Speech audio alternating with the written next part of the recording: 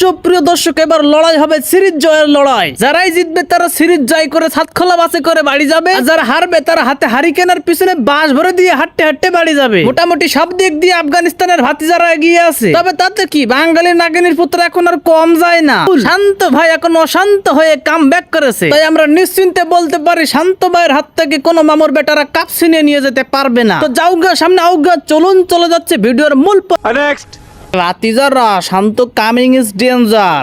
ভাতিজাররা, এতদিন তো তোমরা দেখেছো আমার নকল রূপের খেলা। আমার আসল রূপের খেলা দেখে তোমরা সবাই চোখের সামনে দেখবা হারিকেন আর বাঁশের মেলা। নেক্সট শান্ত, তুই যাই কইস না কেন, দ্বিতীয় ওয়ানডে ম্যাচে তুই যখনই ব্যথা পেয়ে ম্যাচ ছাড়িছিস তখনই ক্যাপ্টেন্সির দায়িত্ব পালন করেছে মেহেদী মিরাজ। আর মেহেদী মিরাজ ক্যাপ্টেন্সি শুরু করে দেওয়ার সাথে সাথেই দেখলাম খেলার মোড় ঘুরে গেল। আর মানে যা বুঝলাম, ভাতিজা তুই আসলে একটা কুফা। ওই যে ভাই, ম্যাচ জিতলেও দোষ, হারলেও দোষ। ব্যাটিং এ ভালো রান পাইলেও নাম নাই, অথচ রান না পাইলে দুর্নাম ঠিকই আছে। আর মিয়া সব পথই তো দেখি বন্ধ করা, তাইলে আমরা যাবো কোন দিকে? নেক্সট এবারে শান্ত, তোর একটা কথা কই, তুই ক্যাপ্টেন্সি ম্যাপ্টেন্সি সব বাদ দিয়ে খেলার উপরে মনোযোগ দে। তখন দেখবি তুই আসলেই অশান্ত হয়ে গেছিস খেলাধুলায়। তোর দিয়ে খেলানো সম্ভব, কিন্তু ক্যাপ্টেন্সি মোটেও না। হে ভাই, এসব ফাও কথা বাদ দিয়ে এখন কাজের কথায় আসো। আমার যে এই হাডুডু সিংহের বাচ্চা সিন্ডিকেট করে এতদিন ধরে আমার দলের বাইরে রাখছে, আমার দলের বাইরে রাখা এই টিমের উপরে কত বড় ক্ষতি হয়ে গেছে তোমরা বুঝতে পারিছো তো। এবার আমি যে দলের জন্য কতটা প্রয়োজন একটা ম্যাচেই বোঝাই দিছি।